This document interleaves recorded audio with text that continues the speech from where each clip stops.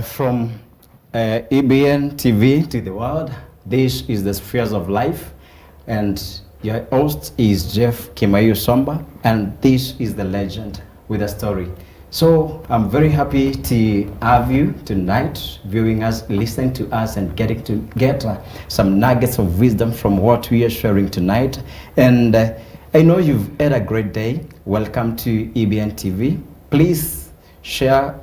You can listen to whatever thing we are doing. You can engage with us through our social media platforms, which we can be given by Carol. Hello and welcome, my dear viewers, to another episode of Spheres of Life. Here is where you get informed and also get inspired. You can get into contact with us as the show continues on YouTube, The Legend Productions, and Jeffrey Somba The Legend, both in Instagram and Facebook. Stay tuned. Thank you for notifying our audience as far as the social media platforms are concerned. And today we are here on EBN TV, and we said once again, this is where we get to talk. This is where we get to engage. This is where we get to share everything that adds us. And today we make sure, or every time that we are here, we make sure there is transparency, there is accountability, there is objectivity, and there is sanity in whatever thing we are doing here. And again, we make sure that you understand the meanders and the corners that you find in life. We make sure that you navigate. So today, we are having a great guest. This is the man himself, the man you don't want to miss. The man with a story is the legend himself, the legend with a story. So welcome so much, Peter. Thank you so much. Yeah, how was your day, sir? It was good, though we had good weather since morning. Yeah. But towards the end of the day, it was very rainy. Yes. Caused a lot of traffic and all that. You know, Nairobi at times it gets crazy. True. Yeah. But I'm grateful I'm here today. Yeah. Welcome so much. How did you find the roads as you are coming, as you are navigating through the traffic from Nairobi town to this place? Like I've said, it was crazy. Once it rains in Nairobi, I don't know what happens with traffic. Yeah. It was extremely raining and a lot of traffic. So what do you think we can do as far as the trying to get ourselves out of this notch is concerned, as far as the traffic issue is concerned in Kenya, maybe outside and inside Nairobi CBD? Some occurrences are naturally activated by God, but I think as human beings we can do much better in terms of planning, and also if you can work with our drainages, and also maybe if you shift our economies to 24 working economy, so that you don't have to find people moving towards the same direction, the same time. If you can change that, I think we can have a better city. How can you describe the behavior of our drivers? We called it from around 4 to around 10, we call it rush hours, simply because everybody is trying to rush to get home. And by that, everybody tries to overlap, and maybe the matatus try to drive dangerously to have more customers rushing here and there and there. So the driving is a bit crazy. I spoke to one of my friends in Japan. He was telling me that if you can drive in Nairobi, you can drive in any other part of the world. That's very true. Yes. Yeah, thank you for sharing your experiences throughout the day. Thank you, sir. So, welcome to the Spheres of Life. Thank you. And this is where we make sure that there are people who are listening to us, and maybe they went through some hard issues and some hard lifestyle in them. Sure. Maybe they don't know how they can navigate. All right. So here on Spheres of Life, we make sure that the people that we are talking to, our audience, our viewers, and someone maybe who is so much pressed by an issue in life, maybe is watching us, and maybe they wonder, how did I'm trying to look at the guests the studio. The guest is looking so good. I think this guest was born like this. This guest was born rich. This guest was born educated, informed. I think this guest has got everything. But people sometimes don't know the processes that people go through before they achieve, or even before they get to certain levels. So what is your story that can uplift, or even that can give strength to someone maybe who is dying? And remember, my viewers, today we are having a story. So today we are not having much as far as interviews are concerned. We are having a story, and I know the story that we are sharing, I know it's a story that is going to lift you up. It is a story that is going to encourage you. It is a story that is going to give enlightenment into your life. So make sure that you listen, make sure that you are engaged with us, make sure that whatever issue that you have, you can contact us, you can get through to us so that we can respond to any issue that you are having tonight. So welcome. What are some of the, tell us an experience that you have had in your life, because as I said earlier, there's someone watching you tonight. Yes, maybe they think the guest we have on the studio was born like this, was born like an angel. So tell us a story or an experience that you have in life, you have had in life. Okay. Welcome. Thank you, Jeff. They say that you don't judge a book by its cover. True. And by, like you said, if you look at me now, you might think that I was born the man that looks like this. But the story is quite different. Personally, I was born in ghetto. To be precise, Lunga slums, or rather, you call them ghetto, but slums. That's where I was born. And at the age of 2, I was moved from, my mom and my dad had some issues, so I had to move from Lunga to upcountry. That's where I was brought up from maybe class 1 to class 3. Life there was tough, Jeff. I understand. Now, the slums life was much better than the shacks life, because there I had to, in my tender age, I had to look for everything for myself, including the food, water, fetching water quite a distance. Now, this water you were fetching, was it for sale or was it for basic use? For basic use at home. But you see, when you don't have water, you can do nothing. True.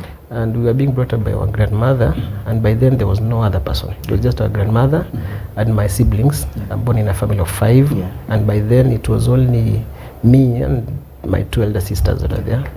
So it was very tough. I remember I used to wake up very early to go and fetch water at 4, so that by 6 we leave to go to school. By then I had joined nursery class 1 there. And which year is this? We are talking of the year 1996. Yes, 1996. And by then it was too bad. It was so bad. And while we were trying to maneuver in life and getting education and all that, my mom had to move from shacks to come to Nairobi to look for something that can even feed us at home, because by then my mom and my dad had some issues, so there was no provision for my father's side. And so when she came to Nairobi, she used to work as a house help in various homes. And by good luck, she got a job in the industrial area. And when she got the job, she said that she cannot allow her children to suffer back at home. So she asked us to come to Nairobi so that we can suffer and die together. So whatever she gets on the table, you share? Yes, we can share that together. And so she had to move us from Shags to Nairobi. By the time we were moving from Shags to Nairobi, I think I was around class 3, and my elder sisters were in class 4 and 5, if I'm not wrong. And so my mom used to get what do they call basic pay that you paid daily. I think it was around 400 or something. 400, yeah. And how many were you at that time? By then we were 5 now.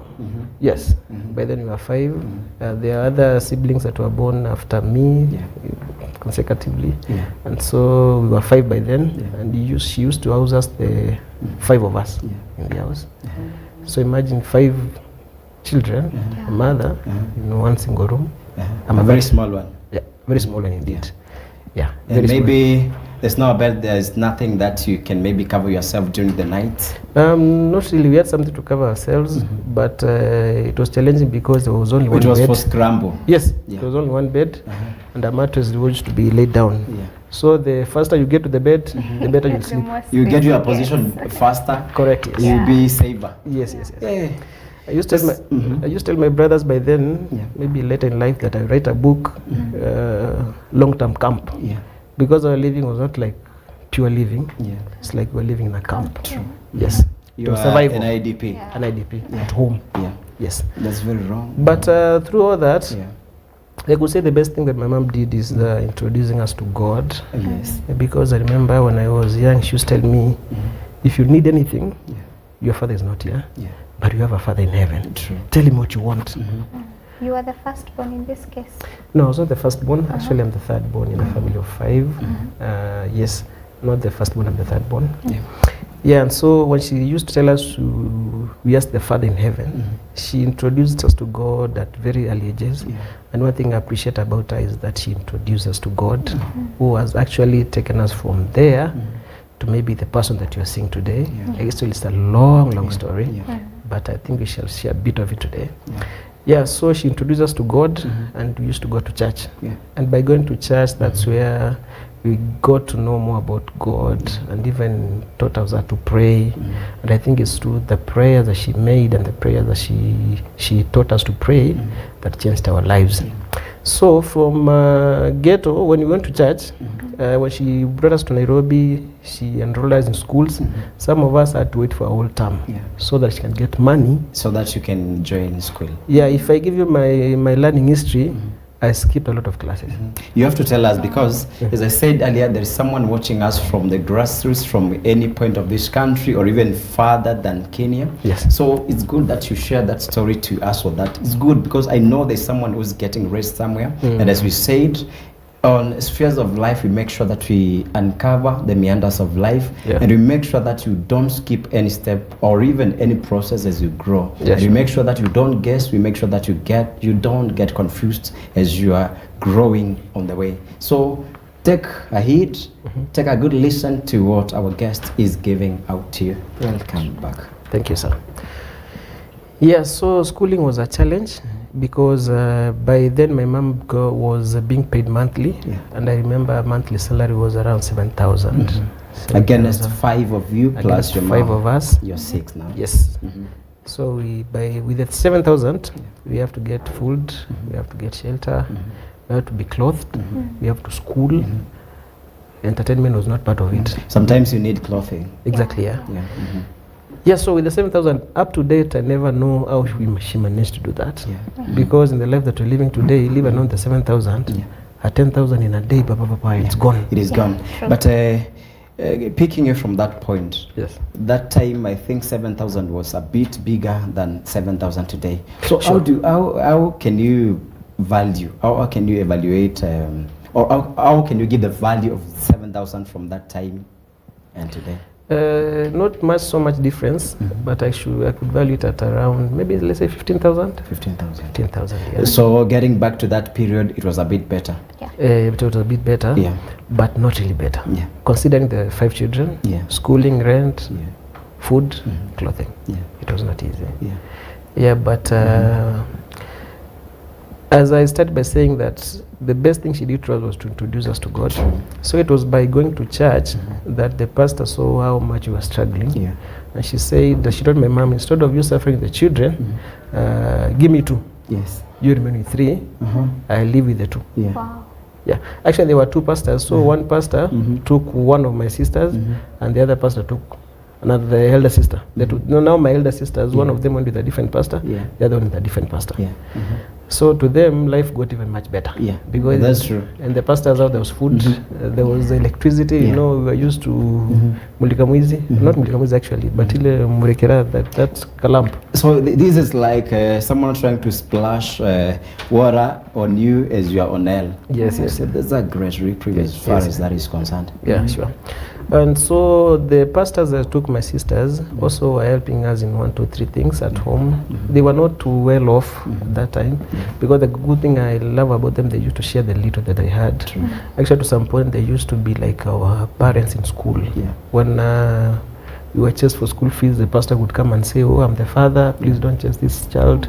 We are planning 2, 3 things, we'll make arrangements on how the fees will be paid. And on this show, I'd like to appreciate them so much. I can never forget about them. That's Pastor Kim and Pastor Shadrach. May God bless you richly. And so by then, we struggled through primary school. My elder sister in the school that we were schooling, it was sponsored by some Europeans. And if you performed well, you were sponsored to higher education. So I thank God, because one of the things that God has enabled us as a family, we were so bright in the family, basically all of us. And so my elder sister got sponsored. She went to Loreto High School, where she went. My elder sister, the one between me and the elder sister, because of this confusion of money and school fees and all that, there's a time actually she had to stay home for a whole year so that I can go to school. So we ended up being the same class. So you did this alternatively. You are trying to alternate. Yeah. No, actually she had to step down for me. She sacrificed. She sacrificed 1 year for me so that I can go to school. And by that sacrifice, the other year she managed to join the school. So we got ourselves in the same class. So that means by the time we came to do our KCPE, we did the same KCPE together with her. What is the age difference between you and your sister? It was 2 years. 2 years? Yes. You are older than her? She's older than you? Yeah, she's older than me. So you had to clear the same class at the same time? Yes. So my viewers, you can get to see the meanders that people try to get through. So please don't guess things just happen. You have to work out. You have to go out through a process, and the process is not easy. You have to take the stairways. You don't have to take the lift. You have to go through the hard way. So please make sure that you're not confusing yourself. Make sure that you're not making strides as you're walking to your destination. So that's great, our guests. Thank you. So after we did our KCPE, like I said earlier, God has enabled us. I was number 3 in the entire school. That's great. Yeah, I was number 3 in the entire school of around 700 pupils. Yes, 700. It was a community school, so it was that's incredible. That's incredible. Yes, and by that, it meant that I had qualified for the scholarship. But now the unfortunate thing happened. Now the lady that was in charge of the scholarships said that she cannot sponsor 2 children from the same family. From the same family. Okay. Actually, it had never happened in the school.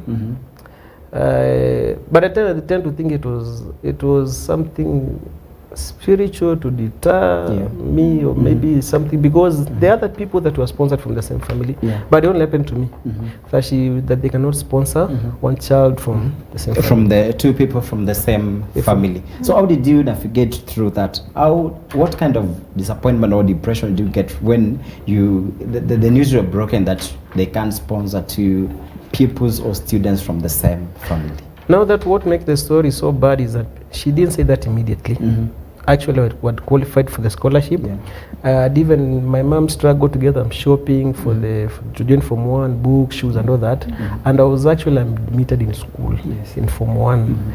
When she went to pick the check for my school fees, that's when she was broken the news. Remember, I'm already in school. And the check is not yet written? Yes. So I reported in school, but I never slept in school. So I had to go back home. What was her response on this? No, it got her unawares. She was just shocked. She didn't know what to say. She didn't know what to do. She didn't know who to run to. So the news were just too bad for us. And so I had to go back home. So much disappointed, depressed, stressed. So it's like you dropped from Form 1. Not actually dropping, because I went to school. And she told me that go to school, report. I'll be coming back. I'll be coming later because she was told come for the check for the school fees on that particular day that I was reporting. No, we didn't want to get late. I had to go with one of my friends to take me to school. So on getting to school, that's when she broke the news to us that it's impossible to get. And that you are ready psychologically. Yes. As far as uniform is concerned, as far as learning is concerned. Yes. And now some news are broken to you. Correct. So there's so much negative. Yeah, so the administration of the school told us that you just leave your box here and everything. You just go back home because you cannot admit without school fees. Once you get the school fees, we'll call you. Or rather, you'll come back and report to the school. They had checked out your letters that you had passed well. Yeah, sure. Actually, it was by then not a national school, but the one below national. What? I can't remember. National school? Provisional. Yeah, provisional. Provisional school, yes, it was. Yeah, so I went back home. Long story short, I did have school fees. I stayed at home for a whole year. That year because no school fee. Where do you go without school fees? We tried even asking friends, can you support? My son wants to go to school, blah, blah, blah. It was not easy. So it was like that for me. I stayed home for a whole year. It was bad, Jeff. Remembering that you are not a failure, Yeah. you've passed well. Yeah, that's true. You got a letter of admission to a school. You went even to the school. Yeah. You have everything intact to join the school. And here you are leaving everything in school. Exactly. You're getting back home. And actually, this is the first day that you've reported, and you are leaving everything there. You are getting back Correct, to school. yes, yes. How did you come out of that situation? Now that you've left everything in school, you've got back home, and friends, families, they are not even willing to assist you. Yeah, sure. And you took 1 year before you got back to school. What was happening? During that time, by my mom introducing us to God, I love to go to church so much. So by then I used to go to the Bible study. Remember, by then the church I was attending, we used to go to Bible studies on Tuesday and on Thursdays. So I didn't miss any of them. Yeah. And during that time, I had a skill of playing drums here and there. It's when I used to perfect the skill to play the drums. At the age of? By then I was around 19, I was around 16, 15, 16 thereabouts. Yeah. So I used to play drums and also used to go to crusades and all that. But at the same time, not every day I was going to crusade or church. Yeah, The rest of the days I'm at home. Yeah. Actually, I used to be like the family, what do you call it, the house manager. Yeah. Because I'm the only person at You're home. running errands. Yes. Yeah. Washing the dishes, cleaning the house. Yes. And also washing clothes for everybody, because I'm at home. What am I doing at home? And there's nothing that you're doing. Exactly. But during this period, did you ever think of doing something that maybe you can try to either you collect fees by small bits, slowly, because you knew maybe before you get a certain amount to get you to school or even to high school education, maybe you knew before I collect maybe 10,000, it would cost me like 5 months. Did you ever thought of doing something that maybe you could raise maybe a little amount of the fees budget? Yes, I did. There was a neighbor of mine that used to have a kinyozi. Yeah. So he told me, my nigga, instead of staying here, you come and teach how to shape people so that you can shape people and get something. Yeah. But so the kinyozi was too far from where we lived. So you had to trek. Yes. And the guy had a motorbike, so for him it was so easy. And he used to leave very early. At the times he couldn't even go. So I had to walk for a long distance. I did that, I think, for 2 weeks. Oh, it was too much for me. What of the drums that you used to play? Were they beneficial in a way? Not really. I just doing them for fun, and maybe to have them played in church rather than seeing them there. Yeah. And for me, I was not perfect in the skill. So I was I was learning at the same time playing. Although there was someone who was playing that used to teach me 1, 2, 3 things on how to play the drums by then. Yeah. So my audience, you can see that if you are going through stress or depression, maybe if you are not yet to get to the destination that you are hoping for, there are some things that you can be doing on the way before you get to the destination that is preferably great into your life. So make sure that you don't dip yourself into stress or depression, because there are a lot of things that you can do before you achieve what you want in life. So as you are going through that period on 1 year before you got back to school, I had given a question back about did you raise anything from this gentleman who was coaching you as far as shaving is concerned? Not at all, because I said I was there for only 2 weeks, and during the 2 weeks I was actually under training. I couldn't even shave a child, so I just gave up. Okay. And it was not easy at the same time, because a friend used to smoke a lot. Also the other bad drugs. Also I was not comfortable as well being around him and the friends that he had. So I had to drop out, but I didn't manage to get anything significant for the same. So someone would ask, in this time that you're suffering this much, where is your dad? My dad has separated with my mom, and she had remarried actually, and he had a family elsewhere. And actually, I think by the time I was in class 8, he was kind of trying to come back, because he saw that his prayer was that we disappear completely. Because the family used to call us Machakwara, you get? But you might be written Chakwara, but so he never came through as far as parenting is concerned? Not at all. Not at all. Okay. That's a great story. That's a great story. It needs someone with a big heart, with a big mind, and someone who has a great patience. So what decisions did you make during this time? Because there's no office, there's nothing. What are decisions actually to make sure that you see light before you? All right. Yeah. Decisions that maybe they are too hard for a normal person to do, or even to think of doing, or even going that direction. What are some of the hard decisions that look so crude to people, and maybe that looks so crazy, so that someone could say, yeah. What are some of the hard decisions? Actually, I didn't do anything crazy in regards to retaliate on the things that were happening to me. Yeah. But I think the thing that I did mostly was to have faith, because deep down my heart I knew one time I'll go to school. Yes. I knew that, and I remember my mom used to remind me of a verse in John 16:24 that until now you have nothing because you've not asked in my name whatever you need, so that your joy may be full.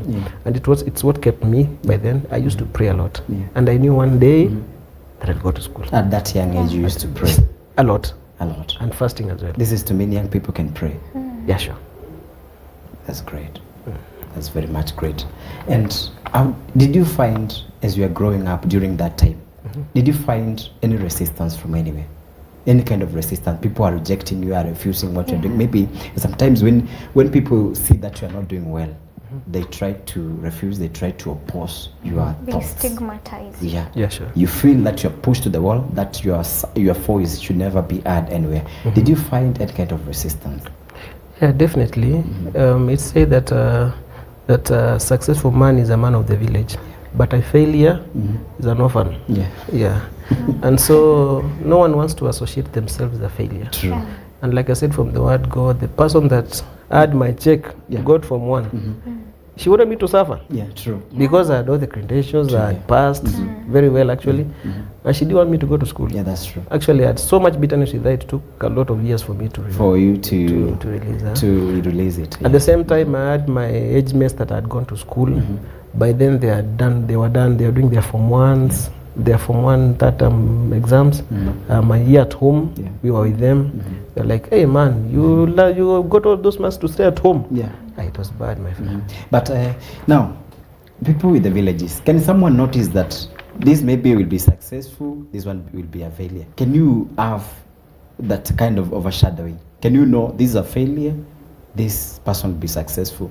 Can someone gauge?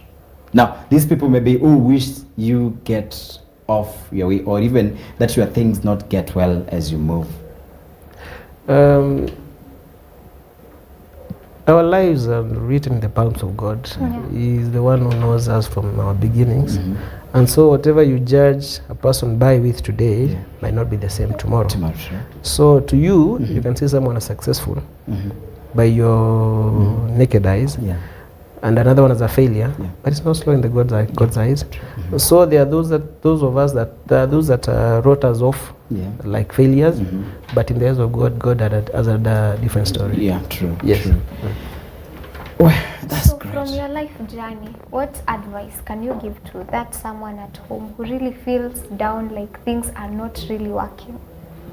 If you read the book of Ecclesiastes chapter 3, it says that there's a season and a time for everything under the sun. And so people pass through different seasons. Yeah, there are good seasons and bad seasons. But whatever we could say, in whatever season you are in, cling unto God. At times it's not so easy. It's easier said than done. I could tell you cling unto God, but you're like, God has elewa the situation I'm in. But the only thing I would say, cling unto God. He never disappoints. That's true. Yes. So sometimes we get through stress. Sometimes we get through challenges and hardships in life. And maybe there are some challenges that are set to kill or even to strike you down completely. Sure. If you accept it. And there are others that are set to raise you. What motivation did you get from the challenges that you went through? And maybe you can relate then and now. What motivation did you have then and now? You see, the life that you and I are living today, it's a sum total of the decision that we made over time. True. Yes. And the challenge that we're having today, the decision we make that day, either positive or negative, will determine the outcome of the entire season that you are in. Yeah. Yeah. So it's basically more about the decision that you make, either in your sober mind, in your anger, in your whatever thing you're feeling, the decision that you make. But the thing that I would repeat and repeat again, this life has its owner. You are not your own. True. There's the one that molded you. There's one that made you the Jeff that you are today. True. He has the blueprint of your life. Yeah. So if things get tougher, you go back to the owner of yourself. Yeah. Ask the owner, what about this now? Yeah. But if you decide to do things your own way, that's where we get everything wrong.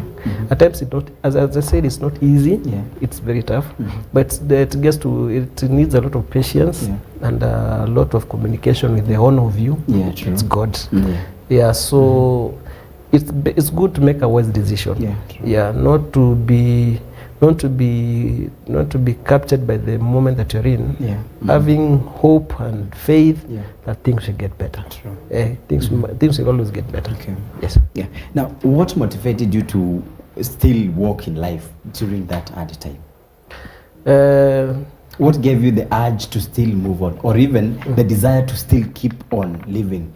Because maybe people think of terminating their lives because they see things are not working for me. If you touch this side, you touch here, you touch here, you talk to this person, they are not being positive to you in any way. So because according to your story, a lot of things were negative to you, a lot of them, and you are so pressed by issues. Sure. So what motivated you, or even what gave you the energy to still keep on moving? The hope that I had hope that things will get better. Yeah. Yes. I knew that the situation I was at that time, they'll not be there forever. Yeah. And actually, the people that are watching us, I would like to encourage you that the things that you're passing today, they are not there forever. Nothing lasts forever. Either good or bad, nothing lasts forever. Yeah. And the season and the challenges you're facing today, they not last forever. Yeah. Then they'll be done. Yeah. So having that hope that things will get better tomorrow, even though they are very bad today, is the thing that should keep you moving. Yes. If given a chance today to go back to that life, what would you rectify now as the new Peter of these days and that Peter of those days? Not actually to rectify. What I would do would maybe put more effort into the things that I did. Yeah. Like I said, much more prayer, because I've seen magic prayer, it works. Yeah. I was telling my wife the other day that anytime I did my fasting, maybe to go to a place to pray or something, everything that I prayed for came to pass. She was telling me, like, you should go every week to go and pray, but you don't commercialize God, that you go there to ask for things. Actually, you don't commercialize God. Yeah, so what I could have done by then maybe was to pray more, because some of the things took maybe longer time than I could have done if I had prayed much more than I did by then. Yes. Okay. Yeah. So how did people from the village see you that time? Because what we are doing here, our viewers, is that we want, when you go and find a building fully built and fully complete, the foundation is not on top. The foundation is from the ground. So don't expect to find a building hanging on the way. So what we are doing here is that we are trying to compare a past period and this time now, so that we can make sure that you understand the steps, process, and the issues that we get through in life, because sometimes they are not easy. But through the hard things is when you get to your destination. So here we have our guests, and remember, we are on EBN TV, and this is the Spheres of Life. So how did people see you in the village from that time and now? How do they see you now?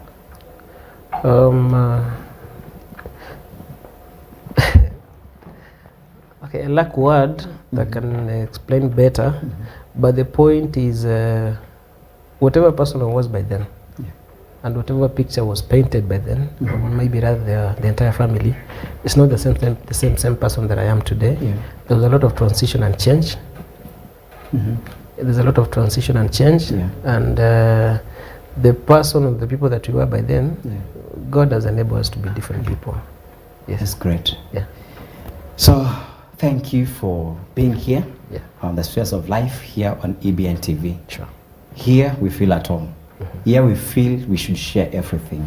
And we do this because we want to get great families from outside here, and we want to get a dependable society from us. So thank you for having us, and let's have your final word, a word that will lift someone.